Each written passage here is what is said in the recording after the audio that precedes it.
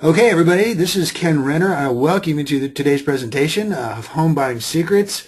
I think you're going to get a lot of valuable information. Even if you bought a home before, I think you're going to get some really good wisdom that you probably haven't heard, as well as some stuff that you probably know. We're going to cover the Austin, Texas market. We're going to cover the 10 steps of the home buying process. We're going to also talk about building relationships and how things have changed. I've been in the real estate business now for 30 years. And this is my 30th year. I bought my first house when I was 19 years old, and I got my first real estate license back then. It was in Anchorage, Alaska, and now I'm turning 50 this year, so that puts me at the 30-year mark. So I appreciate, once again, you guys taking some time. I do see some people on the call that actually have recently purchased houses. Thank you, Maria. Appreciate that, and I appreciate you taking your time, taking your lunch hour. We're probably going to keep this down to about 40-45 minutes. If I go over, that's okay. But that's what you should expect. If you ever attended one of my presentations before, you'll probably know that I offer a fire hose of information. So fortunately, we're recording this broadcast, and so it will be sending you a copy of this recording via YouTube so that you can watch it anytime and share it with your friends and what have you. Put it on your Facebook, whatever that if this was helpful for you, it'll be helpful for somebody else. So we'll just get started here and jump in. There is a questions box. If you've logged in, you can ask questions, and I'll do my best to answer them during the presentation. If I don't get the questions answered during the presentation, I will revisit at the end of the presentation so that I make sure that all questions are answered. All right, so once again, Kenn Renner, real estate broker. I'll give you a quick bio on myself. I've been, like I said, 30 years in the real estate industry, and over $300 million in sales, and that's nearly or over a $250 million in sales since I started in 1983. In the past 6 years, I've closed over $100 million in sales, so that's making me one of the top real estate agents in the entire Texas region. I have the #1 real estate video channel in the nation. You might want to visit it. It's KennRenner.tv, Kenn with 2 N's, Renner with 2 N's.tv, with 11 million views. A lot of my clients find me through these videos. In fact, that's what's going to happen with this presentation. We will be posting it on YouTube, and very pertinent and great information that people can refer back to, and you will be able to once again share it with friends. I have my video channel has 700 videos and nearly 10,000 subscribers, and so if you do have a YouTube channel, I would like to connect with you, and if you could subscribe to my channel, I would appreciate that. I'm also an MCE instructor and a video coach, as well as an author and a national speaker, and what I speak on is video marketing. So we'll be doing some presentations later on in regards to video marketing, but right now we're back into real estate.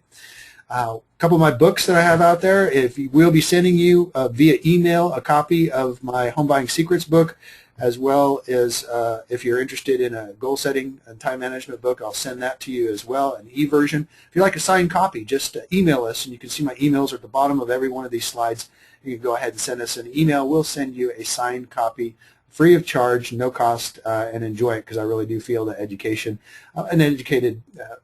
educated client is a much less stressed client. So here's a shot of downtown Austin. I took this from the top of the Hyatt Regency back in, I think it was 2004, just less than 10 years ago.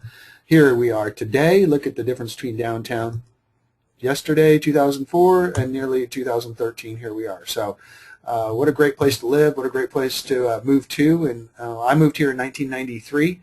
So this will be my 20th year here in Austin. I know nearly every street, and sometimes in certain subdivisions I know most of the homes.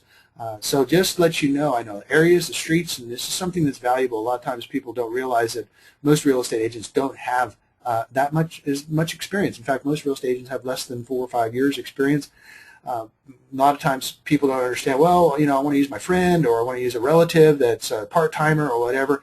I just really question and concern, my concern is that if you use somebody who's not really experienced, it's kind of like going to the difference going to a doctor who's an intern just getting out of medical school for your procedure, or going to somebody who has 30 years experience.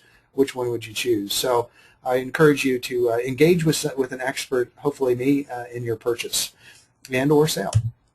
Okay, so we're coming back. Real estate obviously is taking a big complete turnaround, and especially in the last 12 months.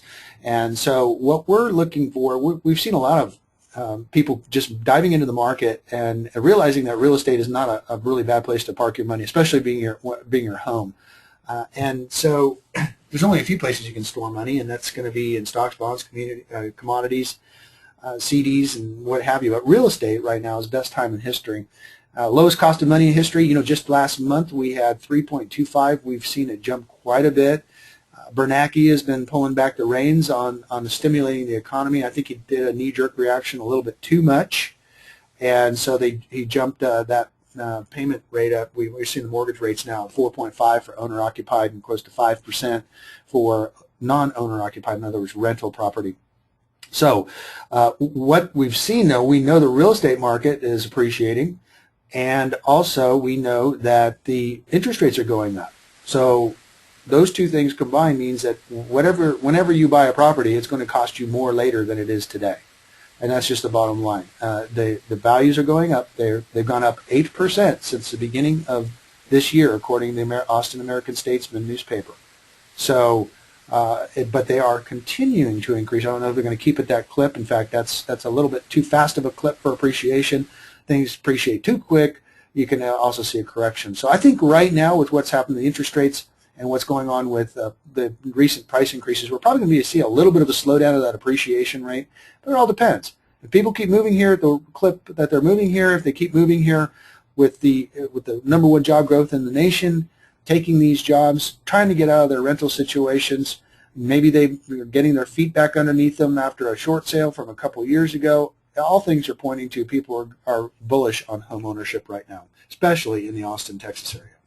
Now, Warren Buffett himself said, along with equities, single-family homes is the most attractive investment right now. He said that he would buy up a couple 100,000 single-family homes if it were practical to do so. So even from the stock market guy himself, Warren Buffett, he says that single-family homes are a great investment right now. So give you a little bit of history of what's happened in the last 5 years. The supply has dropped. Apartment occupancy is up to 97%, and probably in some areas 100%. Waiting lists. Houses also have gone to 97%, and rents have gone up substantially. If anybody's here on the webinar that's renting, you know what I'm talking about. I'm a landlord myself. I own several rental properties, and I've been able to raise my rents as much as 20%, and that's pretty common in this market right now. So what that does is people that are renting right now are trying to get out of their rental situation. They're trying, and so they're competing along with investors that are also buying up the market. Some of these investors are actually paying cash for properties, and that puts the pressure on the market. And so from both sides, supply and demand, it's a very simple law of economics. And so right now we have more buyers than we have sellers. And so we'll talk about that, because it hadn't been like that in 2008, 2009. It was a buyer's market. People were slow to make decisions. They didn't care. Values weren't really going up. They took their time. Now it's a different status, a different way of purchasing property, and that's my encouragement here today, is that I'm going to be telling you really what the strategy on buying a home, what you need to do and be prepared for, and what you're going to be involved with making an offer on a good property, because it's moving at a fast clip right now. In 2013, there's a lot of people are forced to rent, so that's also going to continue to push the rents up, because people maybe have bad credit, or lost a job or lost a house back in the crash. But here in Austin, in 2013 we had the highest job growth in the nation, and I just got a call before I took this from somebody who just moved in from Nashville, took a job downtown. He's looking at one of my rentals that I just purchased, and so that's what's going on. Here's another thing that's going to put some pressure on the market. We have a lack of developed lots, and builders are raising their prices, not only because they can, but because developed lots are becoming more and more scarce. They're not developing enough lots for the amount of people coming into the area. I did a report at the Austin Convention Center for a convention regarding the economic forecast, and I was telling everybody we're going to have a lot shortage here, and they kind of laughed at me. I said, no, we're going to have a lot shortage, and sure enough, here it is, 2013, we're having a lot shortage. Builders are raising their prices, not only because they can, but also because they're forced to.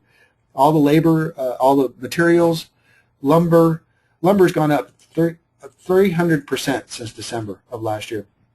So, you know, they're being forced to raise their prices. Labor is in short supply because they're just building them so fast that the laborers can charge more, and therefore the builders have to raise their prices. And that's what that's going to do, is that's going to continue to raise prices for resales, because when the builders start raising their prices and they're able to sell them at those higher and higher prices, people turn to resale homes. And so that's always what's going to happen, is both markets are going to increase, and this is going to go on for probably the foreseeable future. At least from what the economists are telling us, probably going to see at least 5% appreciation per year for the next 5 years, and that's good news for somebody who's buying a first home. Because if you're buying a first home, and you're just putting minimum down 3.5% or 5%. Let's say you're putting 5% down, it goes up 5% in a year. You've just doubled your initial investment. That's 100% return on your. Where else can you get 100% return on your equity? All right, so I'm going to encourage you to connect with me and give me a call. I do work personally, along with a couple of assistants, with all of my clients, one-on-one, and it's like I said, I've been doing this 30 years, which separates me from the crowd when it comes to buyers. Also, my specialty is in investment property as well as first-time home buyers, because those are two markets that are specialized, and that also that people.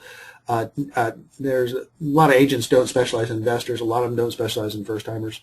I obviously serve the whole entire market. I do move-ups and lease buyouts and all kinds of different very unique programs. And I also have a lot of inventory in what I call my back pocket. I have homes that are not on the market that sellers said that they're willing to sell, but they don't want to put it on the open market quite yet. So these are opportunities that could be for you that you have no competition in purchasing. So keep that in mind. I have pocket listings you won't find in Zillow, MLS, or Realtor.com, and I'll be able to share those with you. I've got a spreadsheet I'll be glad to share with you if you're interested. Yep, time to get out of the rental rat race if you're in it. If you're an investor, it's time to get into the rental rat race, own some property here. We are a landlord state here in Texas. And we are able to, we're going to continue to raise those rents. Just as the prices are going to go up, the rents are going to go up. I'd say the rents are actually going to go up faster, because it's even more of a rental shortage than it is a housing purchase shortage. So here's what you expect in a seller's market. And as one of my clients who's on this webinar experience, we are just in a couple purchases over the last few months. We're getting involved in multiple offers. So you have to be prepared for the fact that the good ones go quick. There's a lot of people looking at the same thing that you're looking at. Take for instance, I've been in this for so long. I've seen these kinds of markets probably 3 or 4 times over the last 30 years, probably more times than that. And what happens is people want to make a purchase and want to offer lower. They just want to bargain, and it's human nature. And unfortunately, after losing a couple of properties to other buyers that are looking at the same properties, they realize that, well, maybe full price isn't a bad idea. And so sometimes we even see even more than full price offers for well-priced property. And so that's one of the things you have to understand. One of the things that you need to know is that Texas is a non-disclosure state. What that means is you can't get the actual sales prices of the homes without talking to an appraiser or a real estate broker such as myself, because we don't disclose that on the open internet as they do in other states. Please do not, here, put a big sign up here, please do not use Zillow and Zillow's estimates for your estimate of property values. Number 2, please don't use the tax accounting appraisals for what they feel the value is. Those could be off as much as 10 and 20%. Very simple fact.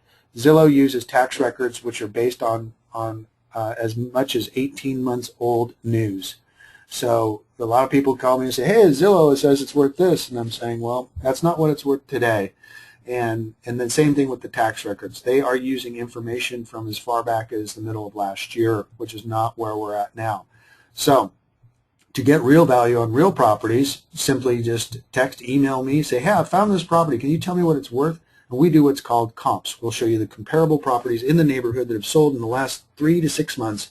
And that's what other buyers agents and other listing agents are looking at, and it's also what the appraisers for the mortgage companies are looking at. So we've got a very low supply of homes, 4,900 homes on the market out of a city of 1.2 million people. It's less than a 3-month supply of homes. So once again, prices going up. I guarantee it. You can mark my word. A money-back guarantee on that one. So the idea is, if it's going up, do you get in now or do you wait?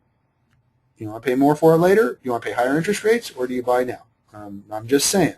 So give me a call. Let's get started.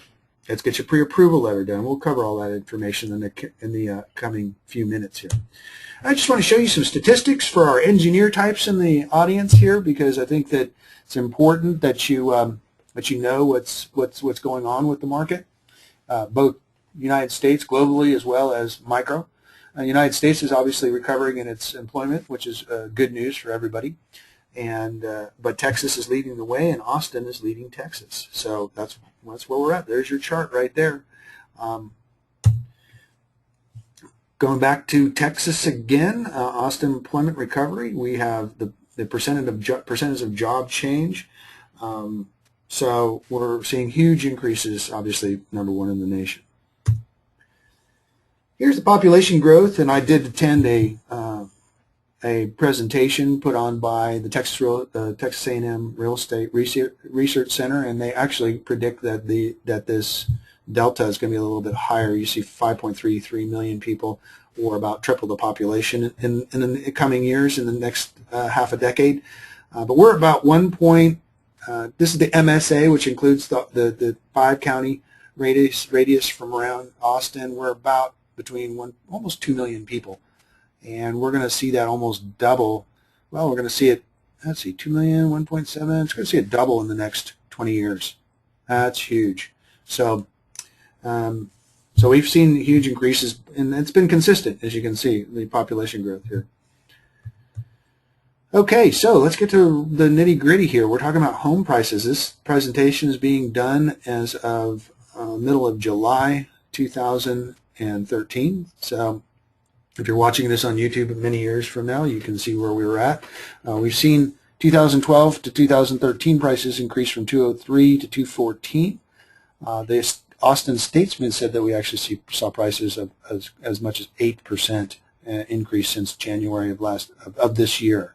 But still, that's a nice healthy clip there of, if you bought a home in 2012 or 203, it's worth 215.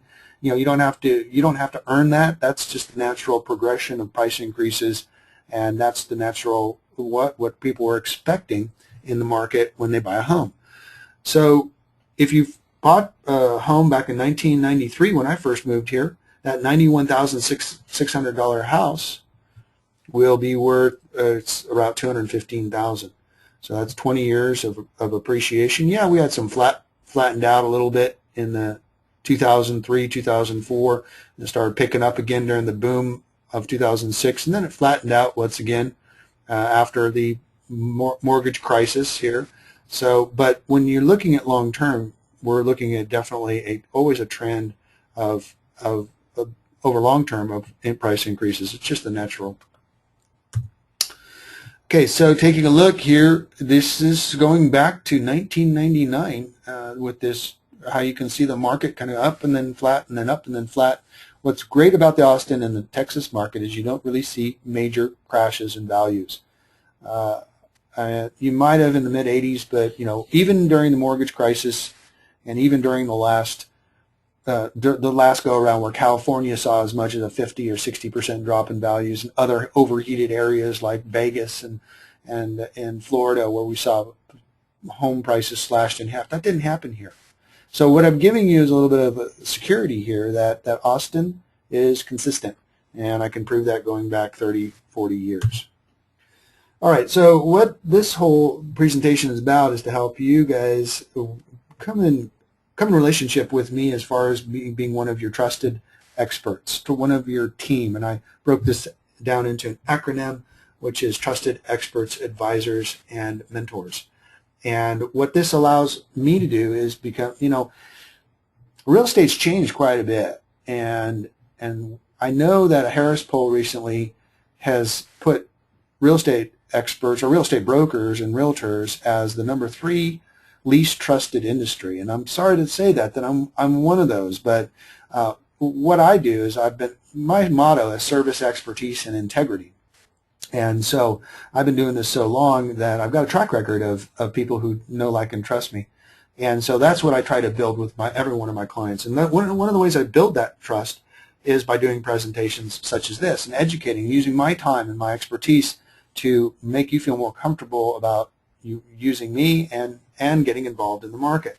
So not many people could be out there are really specialists or experts, and I've been put in that name, been called that nationally. I've been on national TV. I've been on local and internet and national radio, and I speak nationally on stages around the United States in regards to real estate, goal setting, time management, and video marketing. So, and mentorship. Well, this is not just a one-time deal here. I feel that every purchase is actually two purchases.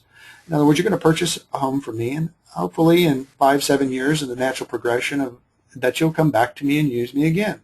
So once again, it's in my best interest to do the best job I can, use the most expertise, make you as comfortable and stress-free as possible, get a great deal on a house, and then 5-7 years down the line, please come back to me. Or even better yet, refer your friends and relatives to me. And that's the highest compliment a professional can get, is to get a referral. And it takes ultimate trust for you to send me your friend, your neighbor, your boss to buy a home.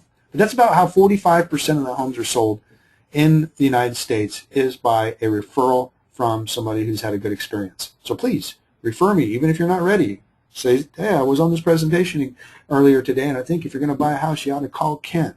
So there's my contact information, my website, everything's at the bottom of this PowerPoint for your convenience. Well, another thing too, by the way, you can email me, and I'll be glad to send you a copy of this PowerPoint if you missed anything, and so you can review it yourself. And of course, we'll also be sending you the video. Okay, so here's the pyramid of trust. It's truth, respect, understanding, and security, and that's that tethering I'm talking about. All these things build upon one each other, and you really will not tether. What I mean by tethering is you're going to throw the line out to other people and tell them that I'm the guy that they need to go to. You won't do that until I've gained your truth. You know I'm talking the truth, that you have a mutual respect for each other. You understand where I'm coming from. You feel secure about referring me, and that you'll be willing to tether me to your friends and relatives. And that's where I want to be, is at the top of the pyramid here, helping your friends and relatives do the same. So there it is. Once again, a big slide for me. I love your referrals. Please send me your referrals. It's kind of the way it works. Most real estate agents don't have what I call a trusted advisor partnership. When you work with me, I have all these people that are surrounding you. It's kind of like that Verizon commercial where you see the one guy with the hard hat out in front, but behind him they have all these service workers that are there prepared. I've got builders, architects, private money lenders, financial planners, inspectors, title companies, lenders, bankers, attorneys, CPAs. These people I've been working with for years. Most real estate agents really don't have a network, a referral network like I do. So this is what you get. When you get me, you get everybody else here. Okay, so we're going to go into the home buying, the 10 steps of the home, well, actually, reasons for buying a home, and then we'll go into 10 steps of the home buying process. Try to keep within my time frame here of the 40 to 45 minutes. Okay, so first is, why would you want to own a home? It's for security. No lease and no rent increases. Number one, when a lease is up, you may be forced to move. If you own a home, as long as you pay the mortgage and taxes, you can't be forced to move. So, I mean, we've had situations very commonly where we ask the tenant to leave because we've decided to sell the house, and they really, after the lease is up, they don't have any choice. And there's also no rent increases. And this is very, very interesting. When you have a 30-year or 15-year mortgage that's paid off the same payment every month for 30 or 15 years, that does not get affected by inflation. It actually does in a reverse way. You're actually paying your home off in lesser value dollars, but because you're paying a constant payment. And as inflation happens, values of everything goes up. And one other thing too, if you pay your mortgage, an extra mortgage payment every year, you can pay that home off between 21 and 24 years. So just one extra payment per year can pay that home off. And once again, then you have a home that's free and clear. What's better than that? I mean, to have a home that's free and clear when you're ready for retirement, awesome. Or even better yet, Maybe you have bought another home and you keep your current home as a keep your former home as an investment. I've done that and taught that for years.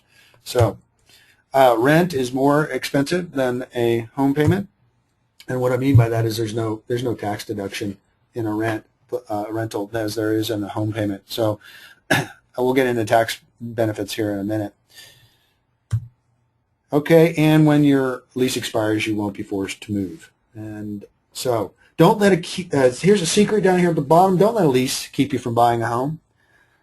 The reason being is that a lot of people say, "Oh, my lease isn't up until December. I don't want to break that lease." I'm a landlord myself. I know all the tenant landlord laws. The bottom line is that I get people out of their lease all the time. Get them out, or pay the lease off, or pay the. I review your lease. So if you're in a lease and you want to get out of it, you'd be surprised. Sometimes owners want to sell that house that you may be in, or the apartment complexes might want you to move out anyways because they can get more rent for the same place because you have a lease locked in at a lower price. So don't let a lease keep you from buying a home because you'll pay more for the home later and you'll pay higher interest rates later. Second reason to buy a home is your tax benefits, and this is a big one. Interest rates on homes is tax deductible as well as your property taxes, which is most of your payment. So I get a lot of people saying, I'm paying $1,200 a month rent. That's what I feel comfortable with in a house payment. I say, great. Well, since you are renting now and you're going to become a homeowner, you can actually afford $1,500 a month because that's going to be about the same monthly outgo. And they say, why? It's because most of your payment is tax deductible. So if you have a $1,500 payment, which the IRS will allow you to deduct $1,500 a month off of your income taxes. So you take that $1,500 times 12. What is that? It's $18,000 of deduction. That means if you make $60,000 a year, the government will say, oh yeah, well you're not renting anymore, you're now a homeowner, so we can go ahead and take $60,000 and subtract that $18,000, and that's going to leave you, what is that, Daniel? 60 minus 42? 42. They're going to tax you on $42,000. What that actually works out to be is about a $300 tax savings every month. See how that works? So if you have a $1,500 payment, you're actually going to be net the same as if it was rent at $1,200. So $1,500 payment right now will support about a $200,000 mortgage. So think about the kind of home that you can get for $200,000. If you don't, we'll help you with that. Third is investment, and of course, real estate's had a lot of bad press up until about 6 to 12 months ago, and so but the bottom line is the smart money is buying real estate right now. In fact, the smart money was buying real estate 2 years ago. The real smart money was buying it right at the bottom of the market. But for the average American home buyer, we're talking about in Austin, 5% increase. Leverage is your key. 5% average increase, and that actually goes back over a course of 20 and 30 years nationally. Even with the booms and busts, you'll see that if the National Association of Realtors reports that about 5% increase on average is about what you should expect. So what I mean by leverage is if you're putting 5% down and you have a 5% increase in value over the next year, you've actually had a 100% increase in equity. And that's how people do it. They put 5% down now, the house goes up 20% over the next 5-6 years. Now they have, say if that was a $150,000 house, they put 5% down, or the minimum's 3.5%, or if you're a veteran, or if you go USDA, it's even 0. Imagine the return on your investment on that. So, but then they let that house appreciate over time and sell it, and then buy another house with a larger down payment based on the equity. Or, as I encourage, even better yet, just going ahead and holding on to that property, and the first home is probably going to be one of your best homes. So when I send you the ebook, one of the first chapters I write about is my first-time home buying experience in Anchorage, Alaska. I also talk about the time that not only first-time home buying, but how if I kept that home, what it would have been worth. And I wished I kept my first home I bought here in Austin, which was back in 1993. It was $100,000. It's worth $250,000 now.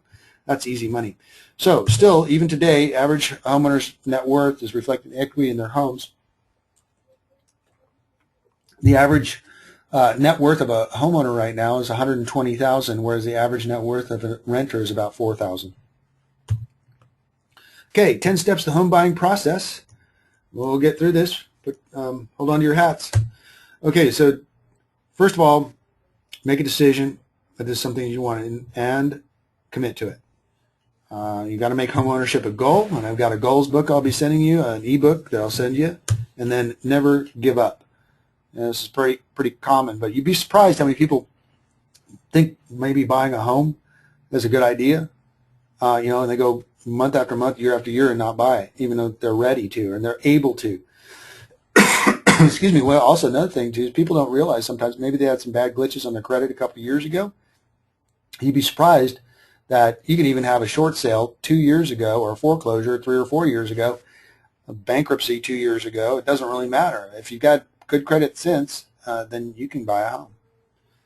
So decide, it's a funny thing, as I say in my book, I've never had anybody who actually was willing to never give up on buying a home were able to buy a home. They're always able to buy a home. In fact, I worked with a lady for 3 years to get her in position to buy a home. She's going through divorce, bankruptcy, bad credit, everything, and I walked her through it, and 3 years later, sure enough, she bought a home for her and her kids. Okay, so the next thing is you want to plan, and really, what is your big why on why you want to buy a home? You want to do a self-analysis, and if you have a significant other, a spouse, or anybody involved in this decision, you want to also do an analysis of why you want to buy it, your needs and wants, and that's one of the big deals that we'll talk about is our needs and wants list. Your timing, that's important. One of the things about timing is how long do you actually plan on staying in the home? That's a big deal. That's something that you want to focus on, because here's one of the things. If you are planning on being in a home for 5 or 7 years or 10 years, or it's that home that you think you'll be raising a family in, you may want to buy a bigger home than what you need right now. I always say sometimes I say, why don't you buy your second home first? In other words, if you buy a 1-bedroom, 1-bath condo now because it's just you and your wife or significant other, and in 2 years you end up starting a family and end up needing a 2 or 3 bedrooms, and a game room, you might have been better off purchasing it now, the bigger house now, while the rates were down and the prices were down. Well, look at your finances, and I do a lot of work with people, helping them their finances in shape, and then of course your credit. And we can help you with credit if you need help them with fixing your credit or increasing that score. I've got a section in my book that we'll be sending you, which is about credit, and that's still very pertinent, the information that's in there. And I also have some of the best credit repair experts in town that can help you one-on-one with getting your credit done. Let's see. So needs and wants. What is important about? Okay, so here's a needs and wants list. And usually have my clients take out a sheet of paper. Even over the phone, I tell them to do this. Say, take a sheet of paper. On the left side, put needs. On the right side, put wants. And the bottom, put don't wants. And the needs are the line is, I don't know. Yep, gotta haves. Okay, these are pretty much not the bare minimum standards that you need in the house. You got to have this, you got to have that. I got to have 3 bedrooms, got to have 2 baths. I mean, I can have more, but that's the minimum. I got to have minimum of this. Needs might also be a school district. Maybe I got to be in this elementary school district. I got to be in this particular high school, whatever it may be. That might be something that's a got to have. This is starting to pick your brain about what is it that's really important to you. I got to have a 2-car garage, or maybe it's I got to have a 3-car garage. Got to have a big yard, got to have a small yard, whatever it is. So make the needs a got to haves, and we will try to accomplish all the got to haves we can. And real estate is a matter of compromise, but the wants are be nice to haves. So when you're thinking about this and you're writing these things down or discussing it with your significant, think about it'd be nice to have. Be nice to have a big yard. Well, maybe not. Maybe it'd be nice to have a small yard. Whatever it is, that's something that's nice. It'd be nice to have an island kitchen with a breakfast bar. It'd be nice to have cathedral ceilings in the living area. Whatever it is, it'd be nice to have. And then your don't wants. What's a turnoff for you? Maybe a busy street. Okay. Whatever it is, it's really something that you don't like. I mean, I have some people in some cultures that say, I'm not going to buy a house that faces east. That's fine. If it's a turnoff and you're not going to buy a house that faces east, let me know, because we can put that in our searches and make sure we're not having any houses that face east. Gotta haves and need and be nice to haves also would be include your boundaries. And what I mean by that is it's good to get an idea where you want to live. The street boundaries. Okay, I want to live west of I-35. I want to live east of 183. I want to live north of 45, and I want to live south of 1431. And for those that are not from Austin, those are street numbers. So, anyways, this is a really powerful tool for you and your significant other. And what I'm saying is that you want to get with your spouse on this, because you'll find that oftentimes your needs and wants aren't exactly ranked the same. So when you're doing this together, sometimes we would say put a number as from 1 to 10 on what are the really important thing for her. Might be a huge master closet, and for me, that's not number one on my list, but it'd be nice to know that, especially since ladies usually make the buying purchase decision on a home. Sorry guys, that's just the way it is. If you got a spouse involved, the wife usually makes the final decision on what home she's going to live and raise a family in. Okay, so let's get through this. Okay, next thing, consult, and consultation is a key. That's a question. It's Q&A. It's a consultant is different than a salesperson. And oftentimes realtors are considered salespeople. You know, this is not buying a car. It's not buying a used car. You know, what I am is that consultant that say, hey, I've been in the car industry for 30 years. I'll go with you and help you purchase that car. Wouldn't that be helpful?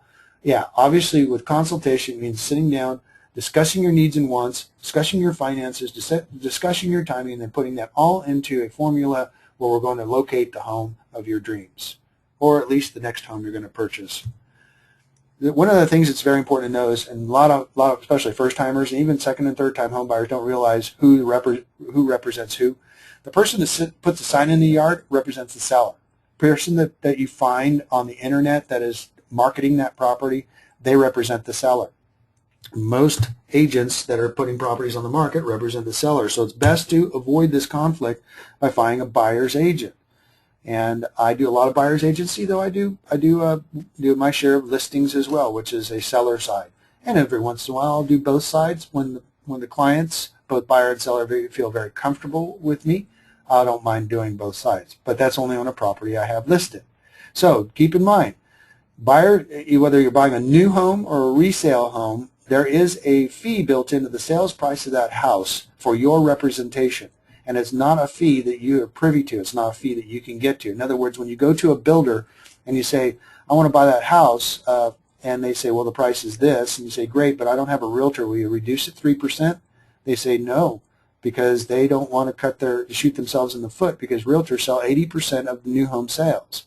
So here's my caveat to you, is that you can get a better deal with a builder by using a buyer's agent, and here's one of the reasons why, is that we're specialists in negotiation, number one. Number two, we know the corporate structure. We know when their fiscal years are up and when they really need to get that last sale for the month or for the quarter.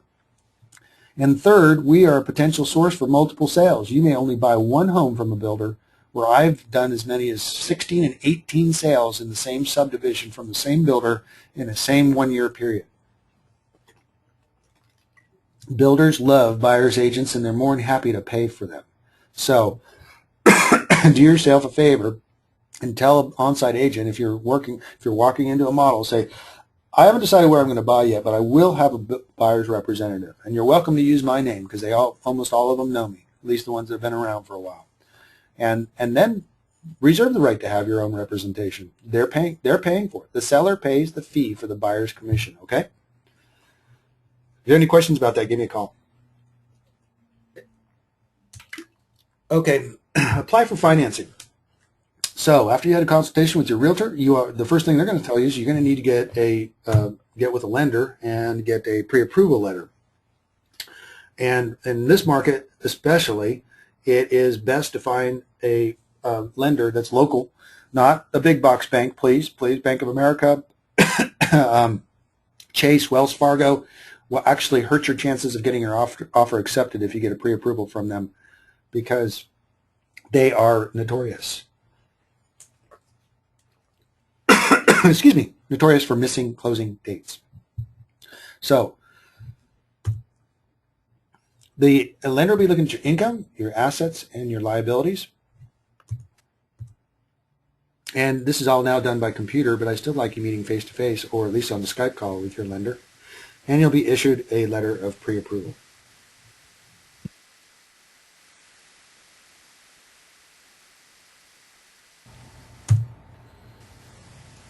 So you really can't make a decent offer on any property without having a pre-approval letter. I mean, you're wasting your time or the seller's time because they're gonna say, I need to have a pre-approval letter.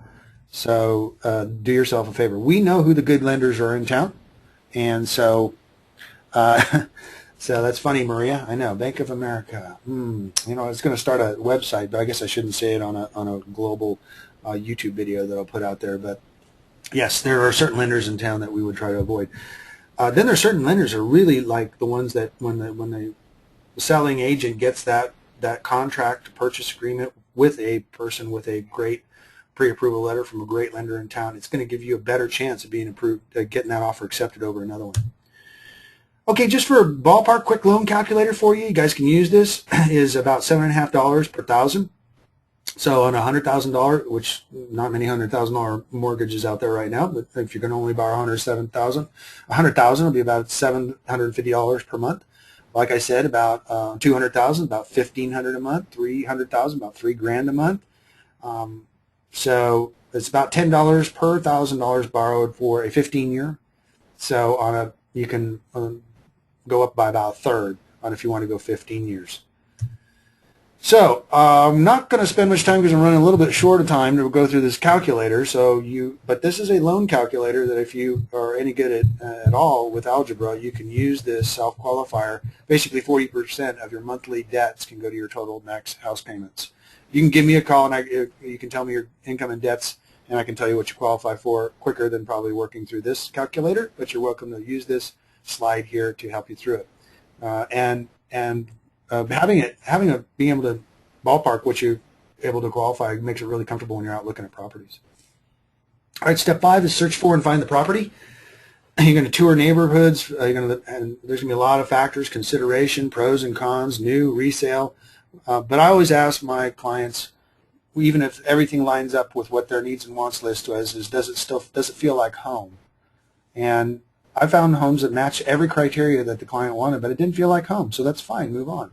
One of the things I wanted to point out here is that the buying public has changed. They engage their realtors much later in the process because all the properties are already on the market and they're all listed Trulia and Zillow and Realtor.com, Austin Home Search.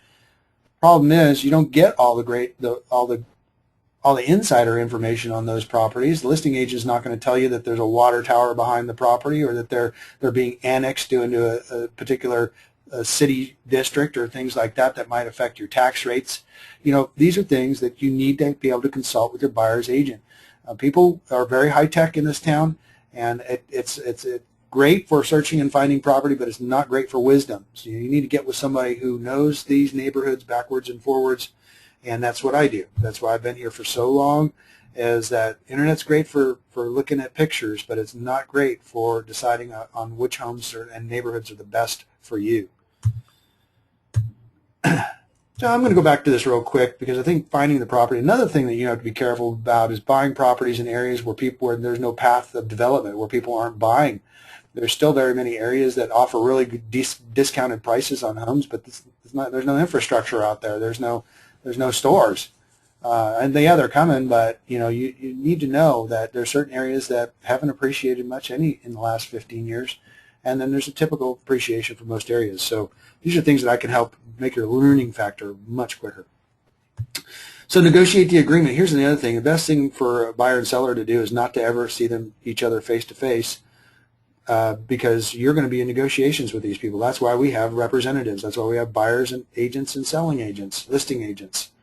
We have people to help negotiate these things for you, so that you, as experts, so that you're not having to do this one-on-one with. If you go directly to this listing agent who put the sign in the yard, their fiduciary responsibility is to get the seller the most money. That's their job. So if you use me as a buyer's agent, my job is to get you the best deal using every bit of information.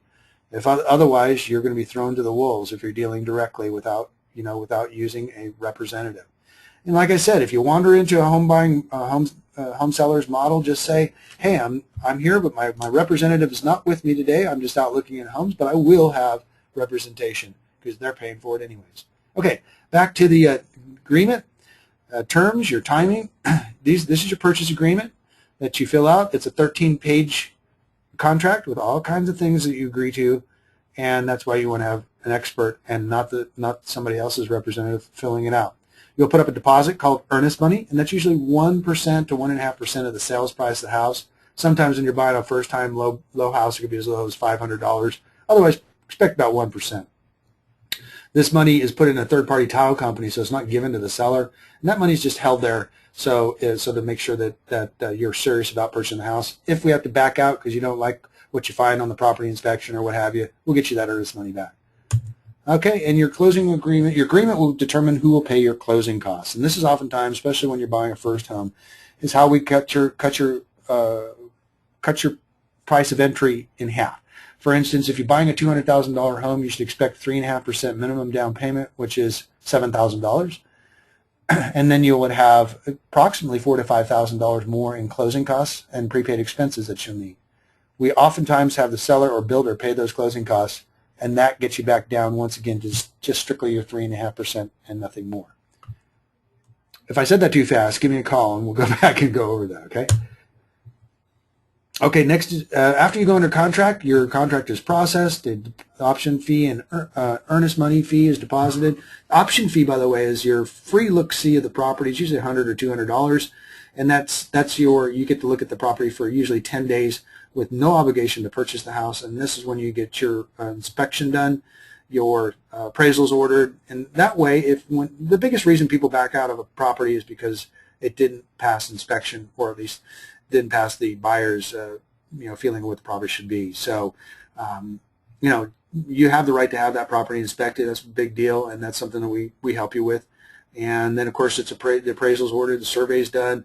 We'll help you with finding the best insurance, and then all these things are ordered and sent to the title company and to the lender. Lender's processing your file and asking for new updated pay stubs and what have you. And all this is put together. You've hired people to put all this together. It doesn't cost you anything up front, because my fee is, for a real estate broker, I don't charge up front at all because I get paid by the seller at closing.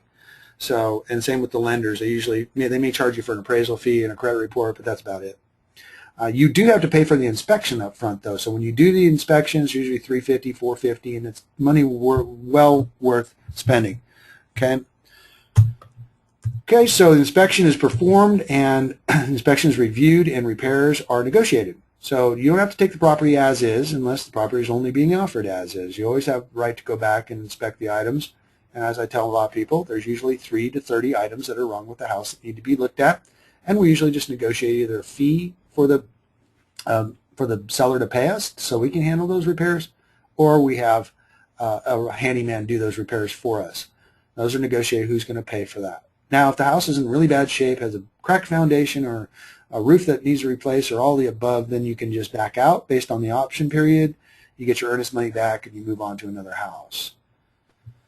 If there's really a question about whether the foundation needs work, we can also bring in other inspectors like engineers that can tell us if there's a big problem with the property or not. Your option period, especially during the first 10 days, is your big out on the property. That gives you really the unrestricted right to back out for any reason. It's also your buyer's remorse time. If you really get buyer's remorse, which everybody experiences, and it goes overboard, this is the time you can back out. But I always tell people, just call me if you're going through buyer's remorse. I'll help you walk through it because it's common. All right, so we're getting close to the end, and at step 9, all the conditions are satisfied, and the contingencies are removed. All the conditions are satisfied. Documents are forwarded to the title company, and the buyer performs a final walkthrough. Whether it's a new home or a resale home, we always like to do a final walkthrough to make sure the house is still in great shape, that there's been no fires, floods, or any damage to the property. And if there has, then we go back to the drawing board and get that fixed. Okay, so at the closing, you become a homeowner, and with all the rights and responsibilities.